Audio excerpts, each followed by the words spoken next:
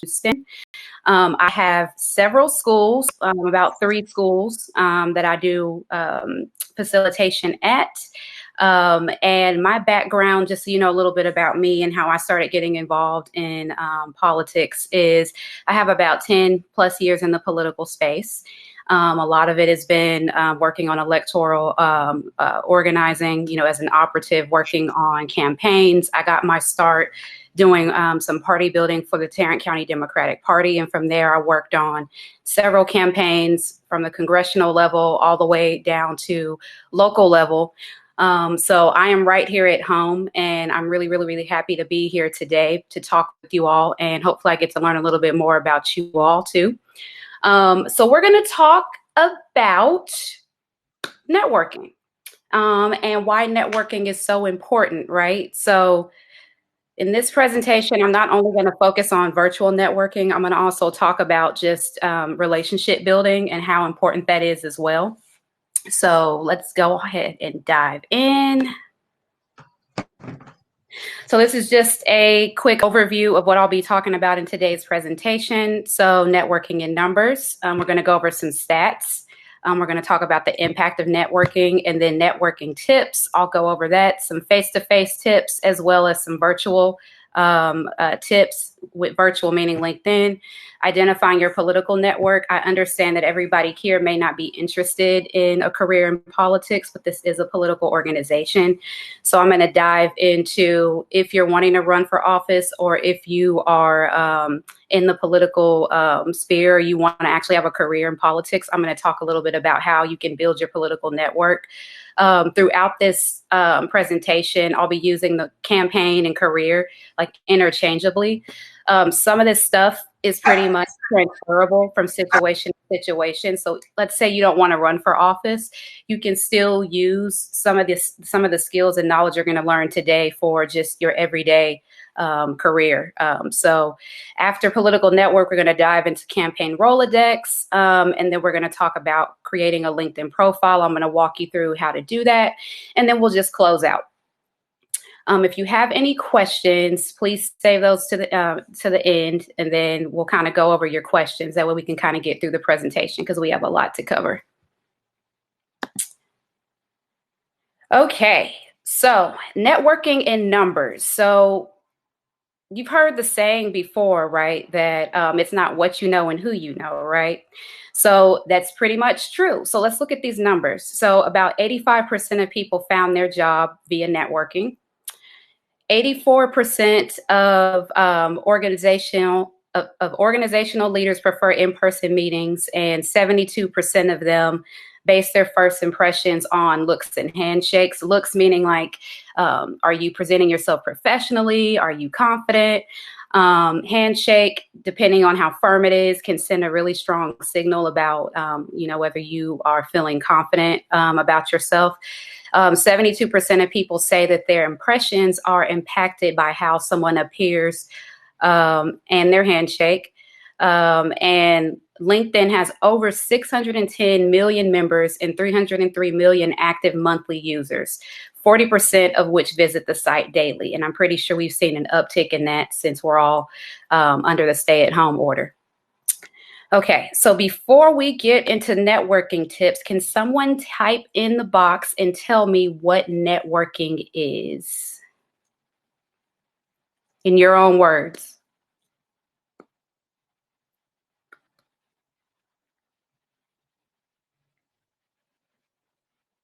Relation building with purpose. I like that.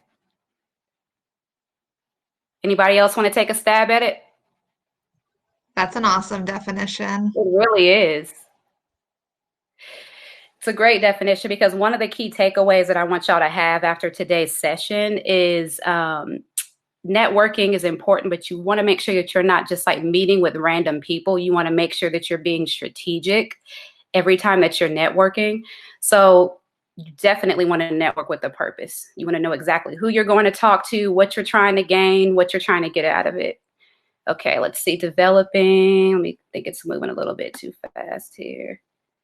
Connect with others, developing professional contacts, speaking to folks in the field you want to work in, looking for opportunities, Sharing a common ground. Great. Okay, sounds like y'all got it down. Okay.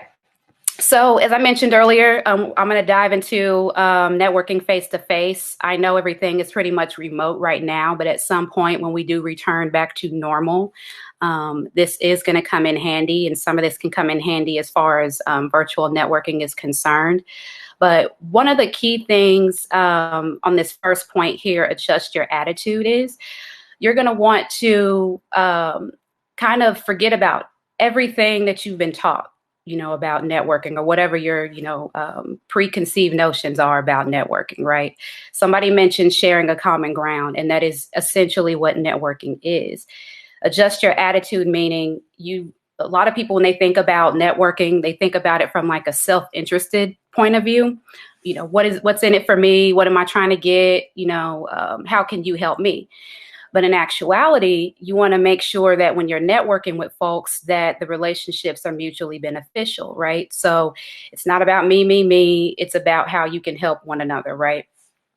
So you want to reset your mindset when you're networking. You want to adjust your attitude. And basically approach networking with the sense of I'm, looking for somebody that can actually mentor me, but at the same time, I'm looking to see how I can add value to that individual's life, their career, or their organization. And you'll, as you kind of go along in your career and you figure out what it is that you're skilled at and what you like to do, you'll kind of get a good idea of what that is. Like, let me give you an example. Like, for example, there are times when I'm out networking, right? And I always try to keep my ears open for needs because I'm a problem solver and I like to help people solve problems as best as possible. So somebody might be like, oh,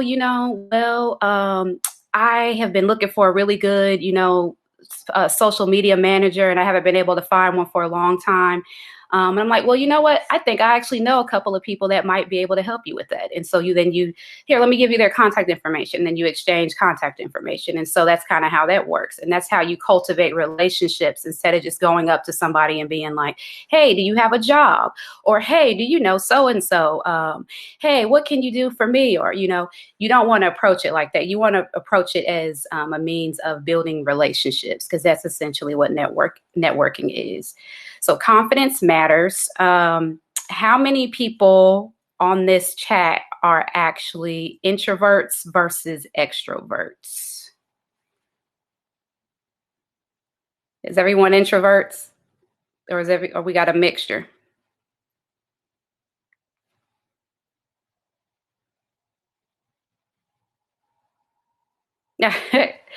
Okay, we got a few introverts here in the house. Just a mix. Okay. Yeah, I'm a mix too. I'm introvert, extroverted.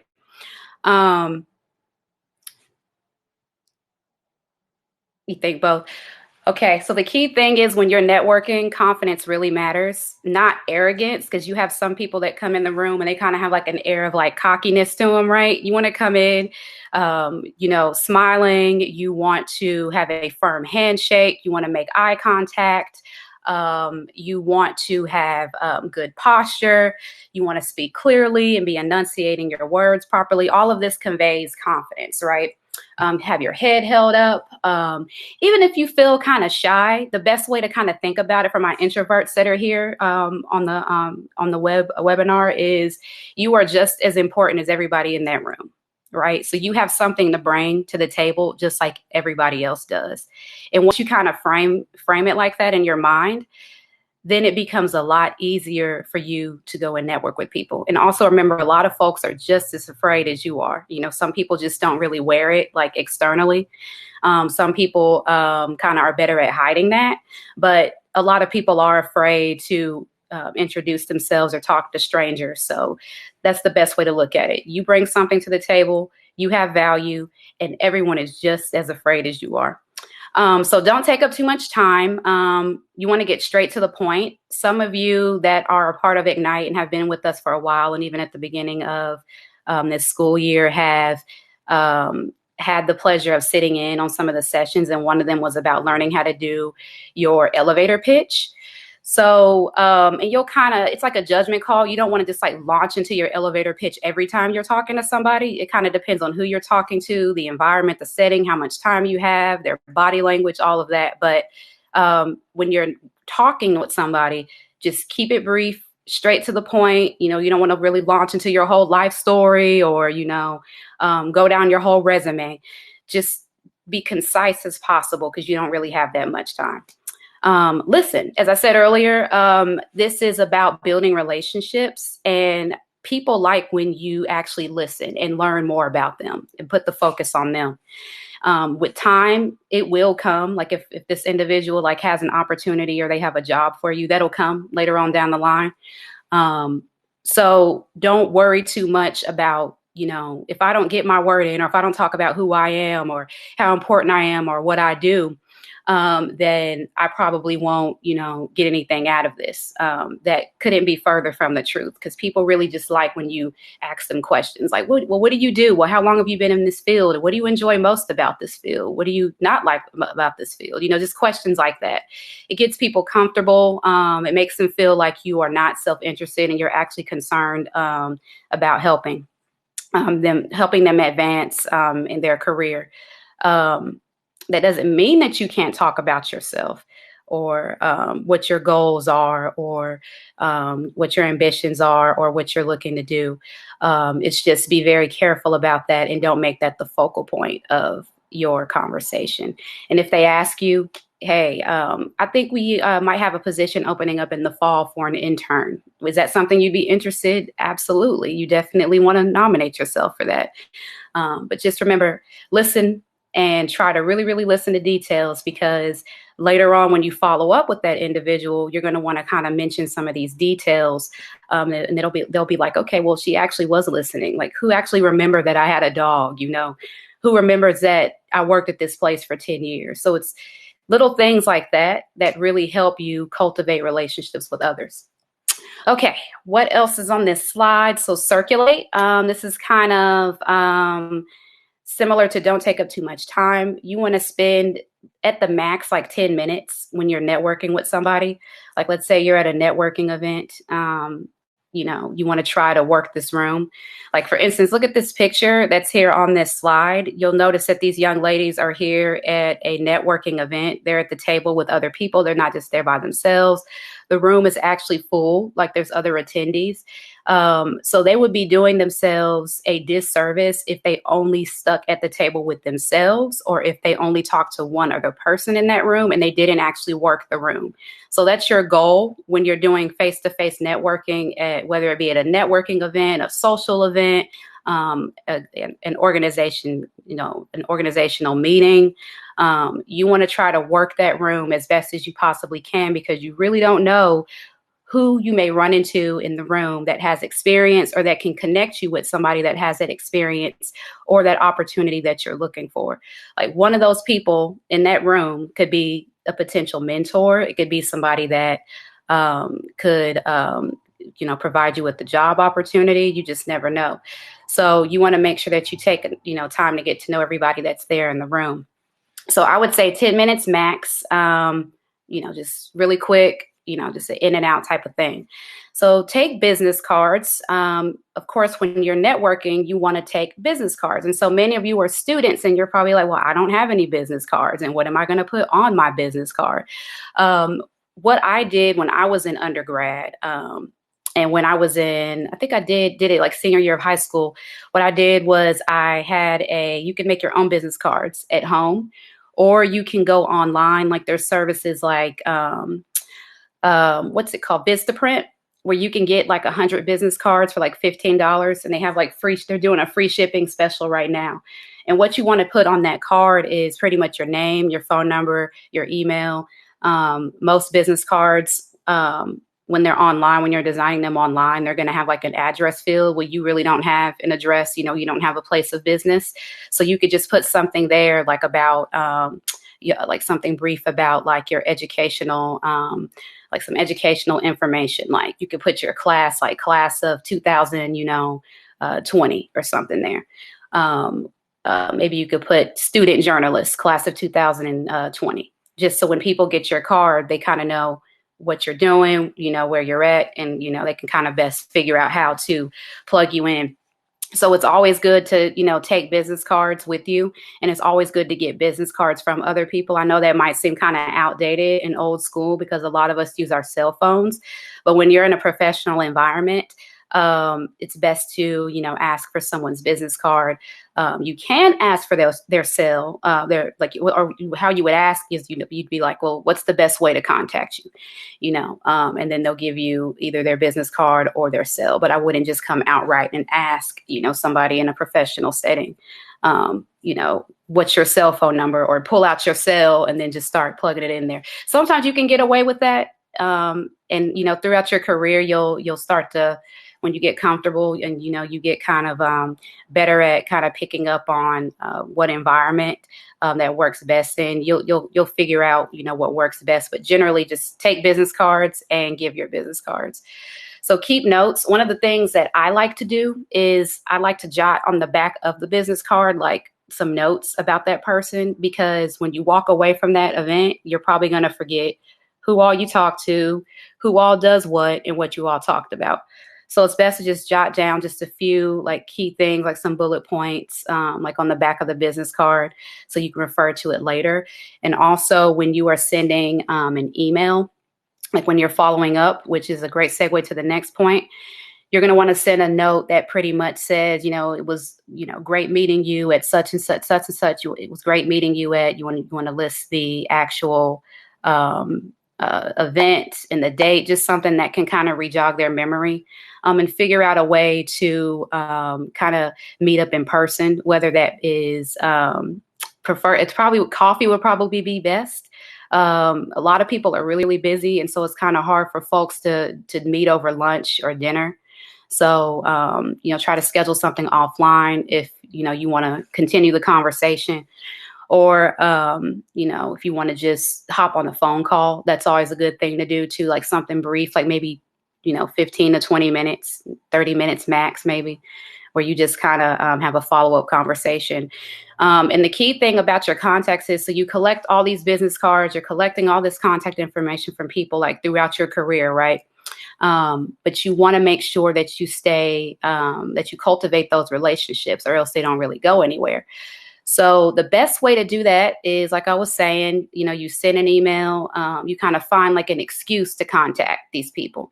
Maybe maybe you send an article of interest, or, you figure out some creative way to try to get, to kind of get back in that person's focus, right? Because you want to make sure that you cultivate these relationships and that they don't just wither, or that they don't go anywhere.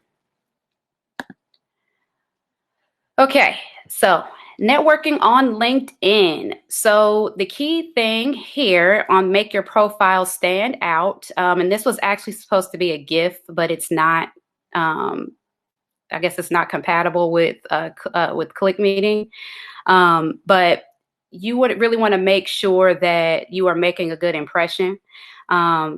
First impressions matter. They matter as much in person as they do online. And so making your profile stand out, pretty much meaning complete your LinkedIn profile, make sure it's like fully complete. You don't want to really have any sections that, aren't complete, or that you have any gaps or anything anywhere. So you can also make your profile stand out with a really good headshot. It's a professional photo. You don't have to pay anybody to do it. You could get one of your friends to take it with your cell phone. All you got to do is just, get like on a blank, wall or background or something, and just take a picture, just something that looks professional. And then your headline on LinkedIn can be something about either like your title, like what you're doing, or just something like catchy, like a couple of short phrases, like that'll draw people's attention. And then when they look at your profile, they're like, okay, I know exactly who she is and what she does. Connecting with others. So connecting with others, meaning you want to upload like all your contacts from your address book. You want to connect with people that you know first. That's usually the best strategy. Instead of connecting with strangers right off the bat. Be personal. Be personal, meaning this goes back to what I was talking about earlier, as far as figuring out ways that you can help folks, right? So maybe it's sharing an article that somebody posts on LinkedIn, or maybe it's liking an article that somebody has put up or commenting on it. Because when you do that, that's more traffic that goes to that person's, you drive more traffic to that person's profile. You want to, when you're sending a request note, what happens is on LinkedIn, they have like a generic message in the note that goes over to people that you want to connect with. You can change it up a bit just so that it fits your personality and that it doesn't really come across robotic. Make it personal. Just it's a really simple note. Hi, my name is, let's say, hi, my name is Anne, and it was a pleasure meeting you at such and such, such and such. I'd like to know more about, just something personal and short.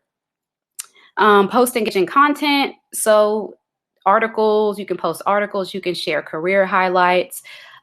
You can, like I say, comment on articles. So you want to make sure you're doing some of that on LinkedIn. Join LinkedIn groups. In these groups on LinkedIn, these are a really good way. This is a really good way to meet people, because in these groups, there's like hundreds of thousands of people in these groups. And so when you go and when you join some of these groups, there will be, posts and articles, and the members of the groups will be in there interacting with one another. So you'll want to, hop in that group and kind of chime in some of those discussions. And that's a good way to kind of put yourself out there for people to actually see you and for people to actually learn more about you. So that's a good way to engage and to also find more contacts on LinkedIn. So request informational interviews. So as a student, you probably don't want to just go right out and ask somebody for a job, on LinkedIn. But maybe you like their profile, their background, or what they do kind of catches your eye. It aligns with what you want to do. So you're like, okay, I think this person might be a potential mentor, or they might have some really good advice. So you can send a quick note, just basically, asking if they have at least like 20 or 30 minutes to do like a phone meeting to share some advice about, and then you list out what that is. And I'd be more than happy after today's presentation, I can actually share with you like some scripts if anybody needs any guidance on like exactly what to say when you're connecting with people or when you're requesting informational interviews. I'll be more than happy to share that. And then we can get that sent out. So do your homework. So you want to do this also before you do face-to-face networking events. Like you want to kind of do a little bit of research on, that organization, or if you kind of have an idea of who's all going to be in the room, it's always good to kind of look that up in advance. That way you're not really caught, completely off guard. But going back to LinkedIn, so let's say you request an informational interview, right? And there's somebody that you see, you actually send a note to, let's say, an elected official on LinkedIn, and surprise, surprise, they actually respond and they say, yes, I do have 30 minutes to actually chat with you. Does Friday, next week work? And you guys confirm it, you guys lock it down. So you want to make sure that you do some homework and you research that elected official, right? Or that business or that organization, that you're looking to apply to, right? Because this doesn't just pertain to that. It could be like a job interview, right? Because there's a lot of times there's recruiters and headhunters that are on LinkedIn, and they will send you notes, or if you send them a note and you set up a meeting, you want to be, like I said, prepared so you know who you're talking to, and you can ask the right questions and make the best use of your time. And so you can use, their profile. There's links on people's profiles. Like you can put a link to your website. You can even go off of LinkedIn and go on Google and search more if you want to do that. But those are my tips as far as LinkedIn is concerned. And let's see what's next. So identifying your political network, as I mentioned earlier, some of you might want to run for office or have a career in politics, and some of you don't. So just take what works and leave what doesn't. As I said, a lot of this is transferable, and you can actually, use this from situation to situation. So a political network, a lot of this is, similar to what you would have in your personal network, with the exception of the last two. But your political network, let's say you're wanting to run for office one day, you want to pretty much identify who you have in these four, areas, like these four circles: your personal circle, professional, your donor circle, and then validators, right? So personal would be people like your family, your friends. These are people that you can count on. Without a doubt, if you said, I am going to run for city council, I know that these people are going to support me. Like, you don't even have to really lobby them. You don't really have to ask for their support. They're going to be there behind you 100%, every step of the way. So that would be your personal circle. Professional. So these are people that you know from work, from your community, from different organizations that you're a part of. These are people that probably are going to end up being volunteers or donors when you decide to run for office.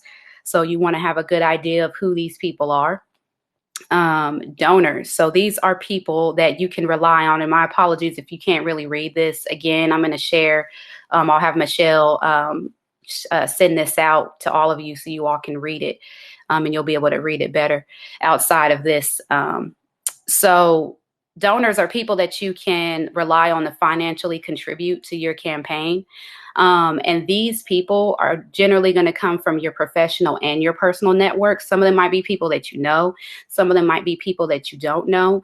Like sometimes candidates and campaigns will work with fundraising consultants. And these are people that specialize in raising money for candidates. And these consultants have these donor lists that they've collected throughout the years. And a lot of it also comes from relationships that they've built along the way. And so they have, this Rolodex, or they have this contact information. And so those would be people that could help you, would help give money to your campaign. But you also have people in your professional network and your personal network that would be able to give too. Some of those folks are probably going to be like small donors, whereas and some of them might even give big dollars. But these are people that for sure are going to give to you, like your people that that you go to church with, people that you go to work with.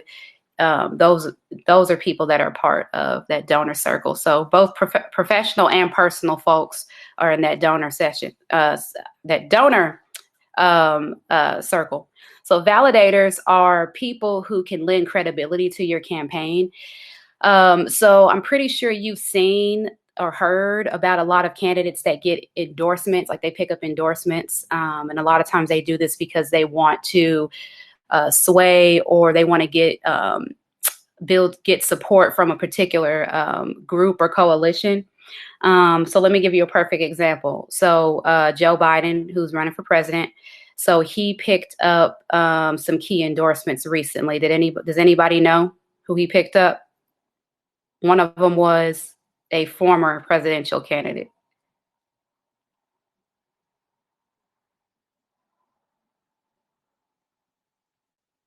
Yep. He also got it.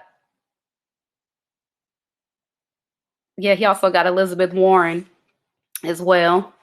I mean, that's just a few of them, but that's just an idea of kind of what a validator is.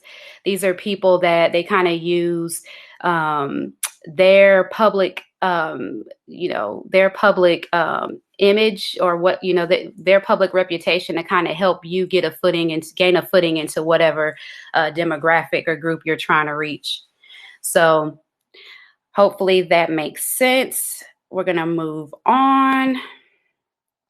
So campaign Rolodex. Does anybody know what a campaign Rolodex is?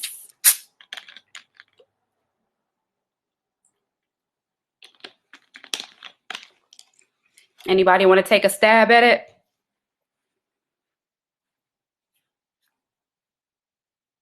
Nobody wants to try. Oh, okay. I see y'all typing now.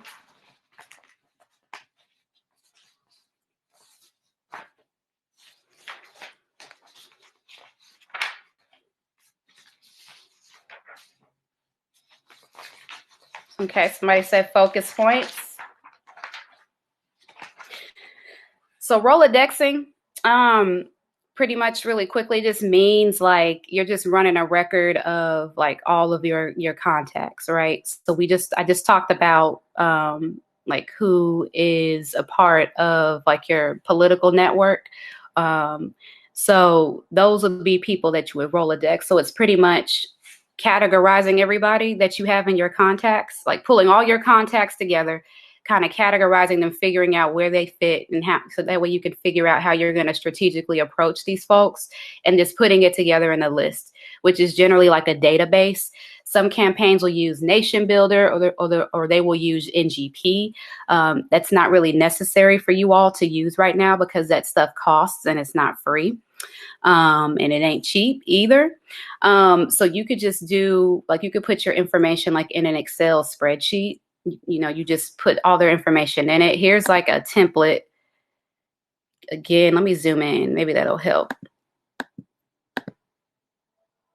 Okay. Are y'all able to see that better?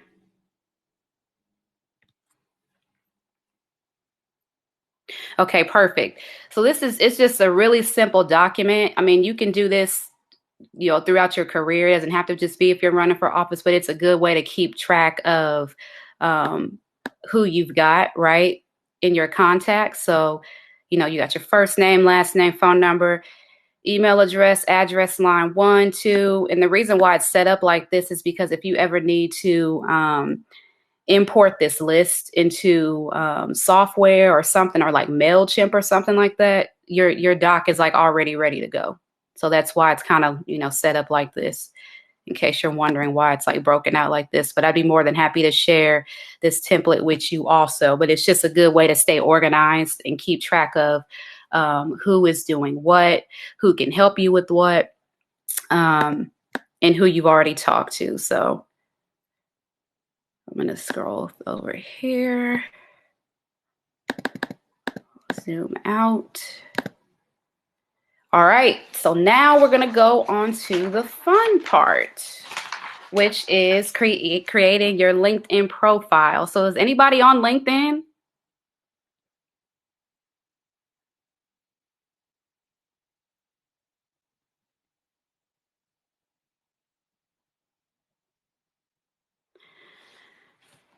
That's awesome.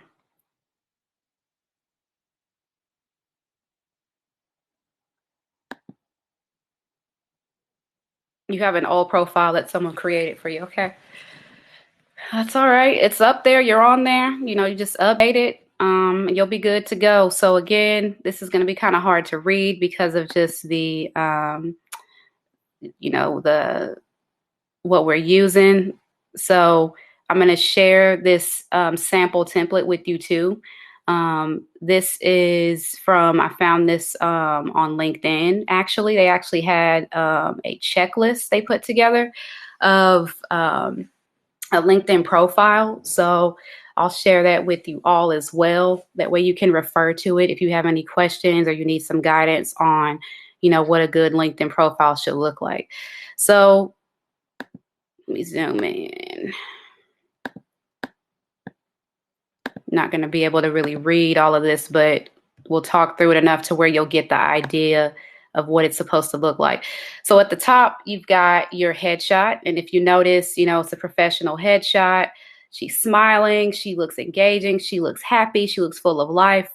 So that's a great photo. And then she has here in her headline, she has, what does it say? Gadget lover and aspiring engineer. Okay. One of the key things to remember about like your photos on LinkedIn, it is social media, but it's not like Twitter or Instagram or Facebook. This is a professional platform, right? So you want to make sure that your photos and that the content that you do have on LinkedIn is professional. So, you know, leave all your pictures of like, you know, vacations or, you know, pictures of you hanging out with your friend, like stuff like that. Save that for Instagram and for Facebook. Like this is strictly for professional purposes. Like think about it as like, this is like your virtual resume, right? So you wouldn't want to put, you know, pictures that aren't going to reflect you properly on your resume, right? So just remember, it is social media, but it's a different type of social media platform. Okay. Let's scroll down and see what else goes here. So remember in that headline, you want to have something that's kind of, you know, catchy. In summary, she has a summary of just who she is there. Again, you can't really see it. But it's very short. If you notice, it doesn't have to be anything long, maybe just like 2 or 3 short paragraphs, a short bio about yourself, something that kind of gives people an idea of who you are and why they should connect with you. In her summary, she talks about like how she likes technology and why she wants to get involved in it. She talks about her passions and her dreams, and that's what she talks about there. Experience. This would be where you would list out like all of your work experience. And I know a lot of you are probably thinking, well, I'm so young, I don't really have, any type of, I'm gonna share my LinkedIn. I'll share my LinkedIn profile with y'all at the end so we can link up on LinkedIn. So I'll drop it in there now. I'm gonna drop it in there now, Dominique. Cool. So your experience, you're probably like, I'm young. I don't really have anything that I can put there. What can I put down? That's further from the truth, right? Like you guys have interned, you guys have done job shadowing. So just kind of think of all the different things that you've done. And you can include that and list that there in your experience. I'll be more than happy to, like offline, if anybody needs any help with like putting together their profile or figuring out like how to, turn some of your experience, into like actual like work experience, right? I'll be more than happy to help you with that offline.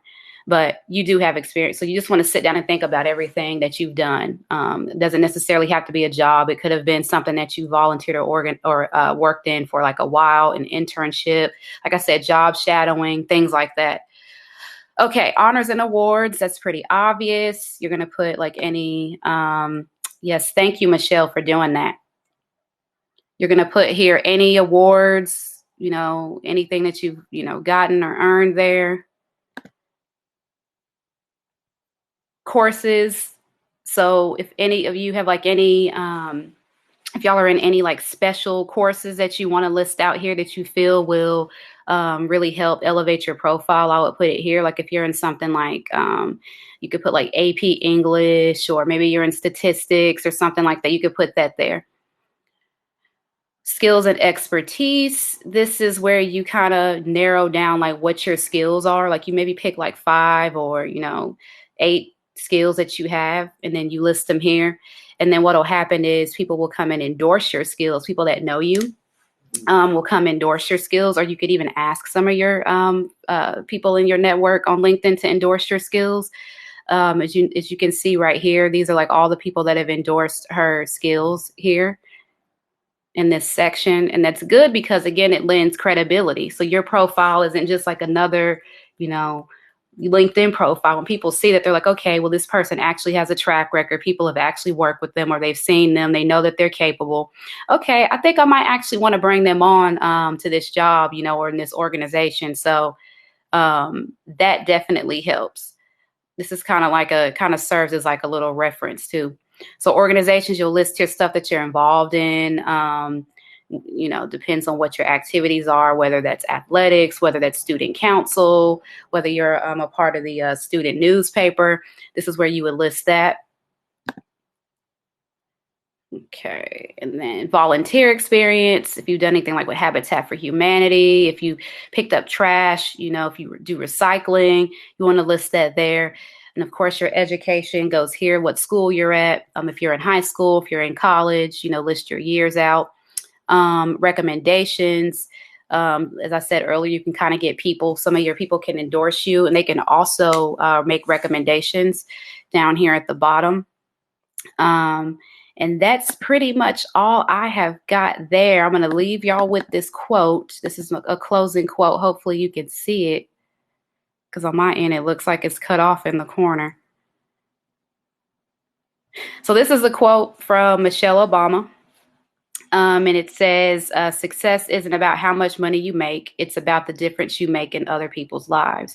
And so this pretty much sums up, what networking is making a difference for others, right? You're wanting to be strategic, and you're wanting to advance yourself, but you're also wanting to help folks advance as well. And so that's what's going to make you, thank you. I love the quote too.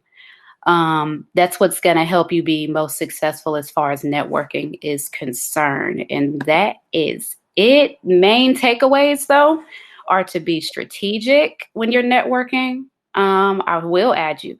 Be strategic when you're networking. Make sure that you are not just meeting with random people or just connecting with random people. Like if you know that you want to have a career in politics, look for folks that are in that field. If you know that you want to, have a career in engineering, attend networking events or look for professionals that are in that field and, try to work that angle. Like I said, time is one of the most valuable tools that we have. I mean, one of the most valuable resources we have, and we really don't have enough of it. So you want to make sure that you are not wasting your time or other people's time. All right. So questions. Let's see here.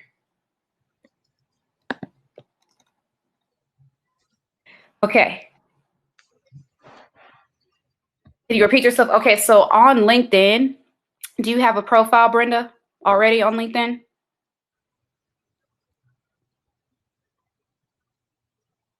So on LinkedIn, there are different groups you can join, and usually you can just go click on an organization or a company's page, and then you click that, you can join it. I could walk you through how to do that, offline, but you just go to a company or organization's page and you scroll on there, and then you're able to actually join the group. And then when you add, it'll be added to your profile, and people can actually see that you are a member of that particular group. And when people see that, they get a good idea of what your interests are. And so that's pretty much how that works. Did that answer your question, Brenda? Okay, perfect. Questions about names and searches, Alex?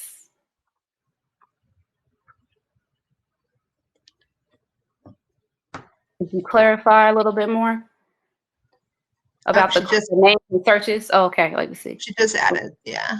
When someone created a profile.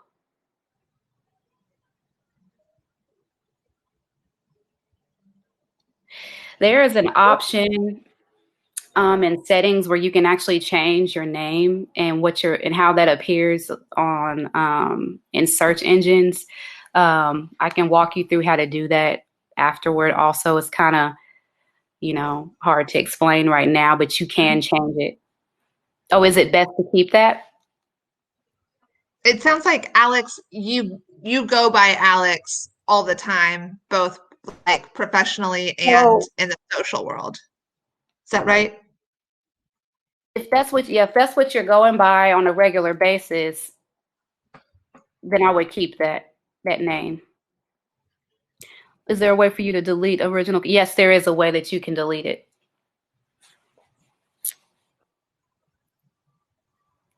If you send me, drop your email there, Alex, and I'll send you instructions on how to do that.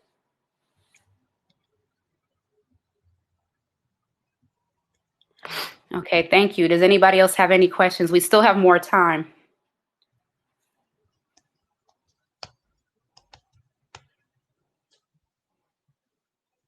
So how's everybody's week been going? Oh, Alicia's typing a question, I think. I also just want to highlight the importance of LinkedIn profiles. I spent 6 years in talent acquisition and spent tons of time in LinkedIn looking for people to hire. And your LinkedIn profile is free and such an incredible way to advertise yourself. If you go in and spend time and are thoughtful with the things that you're adding to your LinkedIn profile, you can even upload your resume to it and people can have access to your resume as well. So I cannot highlight the importance of having a LinkedIn profile, getting connected connections, and like making thoughtful connections, right? You don't want to like connect with people that you don't know, because they may not accept your invitation and Right. you haven't yet built that relationship. But starting to make those connections in LinkedIn, because then those people can connect you to their connections and start to introduce you to new people. Okay, are there any tips on navigating the job search on LinkedIn after you've done all the updates? Yes, there is. There you can do searches for jobs that are hiring on LinkedIn. Like there's a search bar at the top, so you can go in and you can search. You can browse different companies' pages. You can also change. There's a way where you can change your you can put like a status on there or something that says that you're like looking for work, and so people, employers and recruiters actually see that, and so when they see that, they're kind of like, okay, well, I know this person's actively looking for work, so if your profile, looking pretty good, they'll probably reach out and send you a note. Like I've had it happen to me a couple of times. Like people will send you notes asking if you're interested in a position. Let me see And if I missed. LinkedIn has a job search function at the bottom of the app. If you have the app, at the bottom of the app, there's like, it says jobs, and you can go in and like create a search for the jobs that you're interested in. You can also set up alerts, like to where you can get alerts anytime like a company or an organization is hiring. You can set it up to where you can actually get those notifications in your inbox, like anytime someone's hiring. You play around with it a little bit, it's pretty easy to navigate. You're welcome. Anything else? We have 10 more minutes. I'll take a few more questions.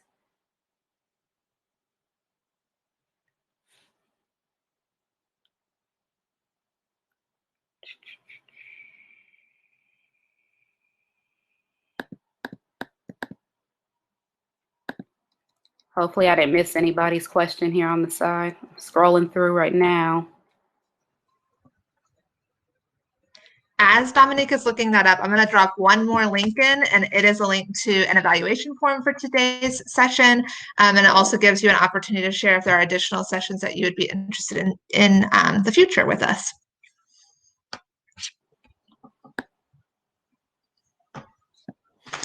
Alex says, is there anything that they should avoid? Anything that you should avoid. Like if you're on LinkedIn, if they don't have a profile picture, I would avoid connecting with that person.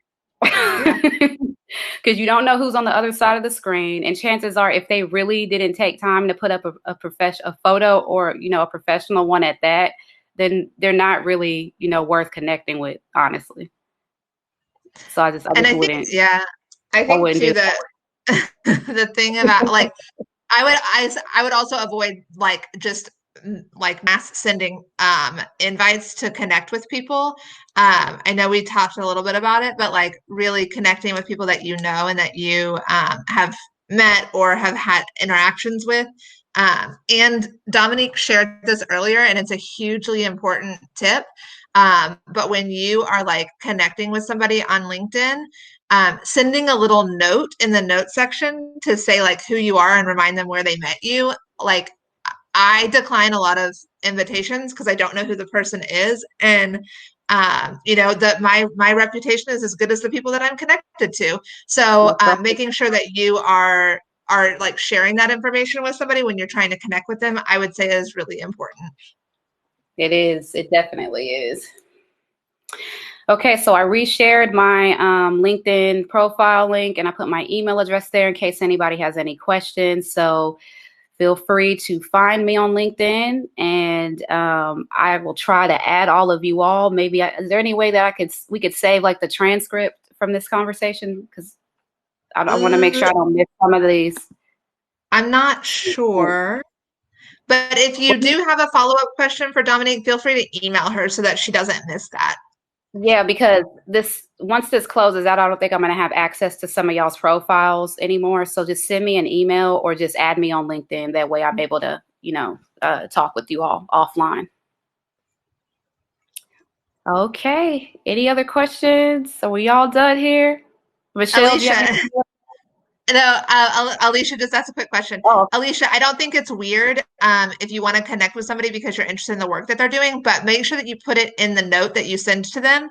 And then when they accept it, then follow up with like, can I ask you some questions about X, Y, or Z so that you don't just connect and have this like stagnant relationship. mm-hmm. The only other thing that I was going to share is this last slide. We are hosting a Boss Ladies training the week of April 27th. I don't know why it says to April the 20th because that's not accurate. It's on our website at ignitenational.org/ignite online. And it's a training series, 1 hour a day for 4 days to learn about different roles that there are on campaigns and how to get involved if you're interested in getting involved on campaigns. All right. Well, thank y'all so much. Thank you, Michelle. Y'all have a wonderful day. And if you have any questions, feel free to send me an email or just connect with me on LinkedIn. Thank Y'all you, stay Dominique. safe. Thank you. Bye-bye. Bye.